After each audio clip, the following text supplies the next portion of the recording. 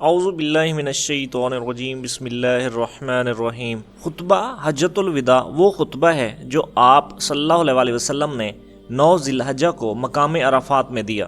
بعض روایت کے مطابق خطبہ حجۃ الوداع ایک خطبہ نہیں، یہ مجموعہ ہے جو حج کے دوران آپ صلی اللہ علیہ وسلم نے دیے۔ اس خطبے کو بیان کرنے کے حوالے سے شاید یہ بہتر ہو کہ ہم اس کو آسان لفظوں میں بیان کریں۔ اس خطبہ کے پس منظر کے مطابق 9 ذی الحجہ کو آپ صلی اللہ علیہ وسلم القصوہ نامی اپنی سرخ اونٹنی پر سوار ہوئے اور تقریباً 1 لاکھ یا 1 لاکھ سے زیادہ اصحابہ کی طرف مخاطب ہو کر فرمایا، سب تعریف اللہ ہی کے لیے ہے، ہم اسی کی حمد کرتے ہیں، اسی سے مدد چاہتے ہیں، اسی سے معافی مانگتے ہیں، اسی کے پاس توبہ کرتے ہیں، اور ہم اللہ ہی کے ہاں اپنے نفسوں کو برائیوں اور اپنے اعمال کی خرابیوں سے پناہ مانگتے ہیں۔ جسے اللہ ہدایت دے تو پھر کوئی اسے بھٹکا نہیں سکتا، اور جسے اللہ گمراہ کر دے اس کو کوئی راہ ہدایت نہیں دکھا سکتا۔ میں شہادت دیتا ہوں کہ اللہ کے سوا کوئی معبود نہیں، وہ ایک ہے، اس کا کوئی شریک نہیں، اور میں شہادت دیتا ہوں کہ محمد اللہ کا بندہ اور رسول ہے۔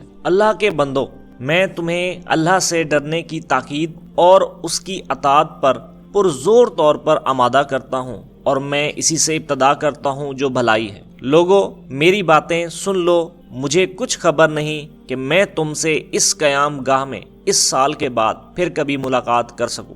ہاں، جاہلیت کے تمام دستور آج میرے پاؤں کے نیچے ہیں۔ عربی کو اجمی پر اور اجمی کو عربی پر، سرخ کو سیاہ پر اور سیاہ کو سرخ پر کوئی فضیلت نہیں مگر تقوی کے سبب سے۔ خدا سے ڈرنے والا انسان مومن ہوتا ہے اور اس کا نافرمان شقی۔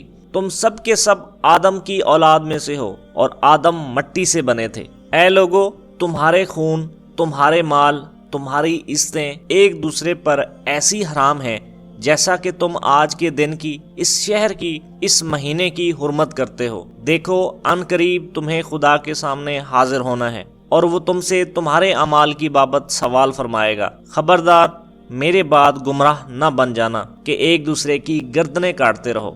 جاہلیت کے قتلوں کے تمام جھگڑے میں ملیا میٹ کرتا ہوں۔ پہلا خون جو باطل کیا جاتا ہے وہ ربیع بن حارث عبد المطلب کے بیٹے کا ہے۔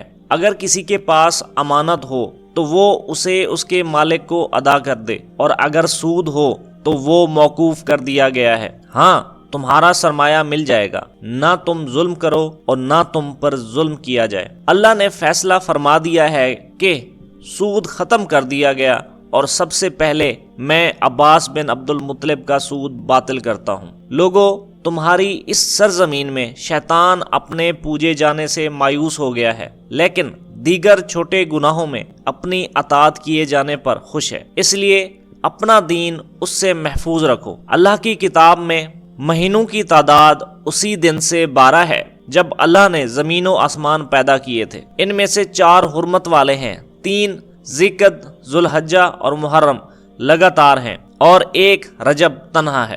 لوگو، اپنی بیویوں کے متعلق اللہ سے ڈرتے رہو۔ خدا کے نام کی ذمہ داری سے تم نے ان کو بیوی بنایا، اور خدا کے کلام سے تم نے ان کا جسم اپنے لیے حلال بنایا ہے۔ تمہارا حق عورتوں پر اتنا ہے کہ وہ تمہارے بستر پر کسی غیر کو نہ آنے دیں، لیکن اگر وہ ایسا کریں تو ان کو ایسی مار مارو جو نمودار نہ ہو، اور عورتوں کا حق تم پر یہ ہے کہ تم ان کو اچھی طرح کھلاؤ، اچھی طرح پہناؤ۔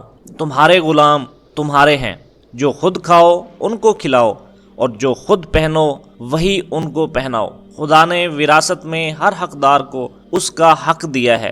اب کسی وارث کے لیے وصیت جائز نہیں۔ لڑکا اس کا وارث جس کے بستر پر پیدا ہوا، زناکار کے لیے پتھر اور ان کے حساب خدا کے ذمہ ہے۔ عورت کو اپنے شوہر کے مال میں سے اس کی اجازت کے بغیر لینا جائز نہیں۔ قرض ادا کیا جائے، عاریت واپس کی جائے، عطیہ لوٹا دیا جائے، ضامن تاوان کا ذمہ دار ہے۔ مجرم اپنے جرم کا آپ ذمہ دار ہے۔ باپ کے جرم کا بیٹا ذمہ دار نہیں، اور بیٹے کے جرم کا باپ ذمہ دار نہیں۔ اگر کٹی ہوئی ناک کا کوئی حبشی بھی تمہارا امیر ہو اور وہ تم کو خدا کی کتاب کے مطابق لے چلے تو اس کی اطاعت اور فرما برداری کرو۔ اے لوگو، نہ تو میرے بعد کوئی نبی ہے اور نہ کوئی جدید امت پیدا ہونے والی ہے۔ خوب سن لو کہ اپنے پروردگار کی عبادت کرو اور پنجگانہ نماز ادا کرو، سال بھر میں 1 مہینہ رمضان کے روزے رکھو، خانہ خدا کا حج بجا لاؤ۔ میں تم میں 2 چیزیں چھوڑتا ہوں،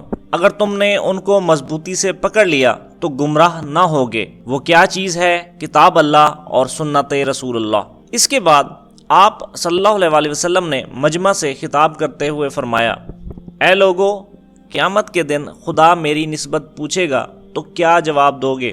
صحابہ نے عرض کی کہ ہم کہیں گے کہ آپ نے خدا کا پیغام پہنچا دیا اور اپنا فرض ادا کر دیا۔ آپ نے آسمان کی طرف انگلی اٹھائی اور فرمایا، اے خدا تو گواہ رہنا، اے خدا تو گواہ رہنا، اے خدا تو گواہ رہنا۔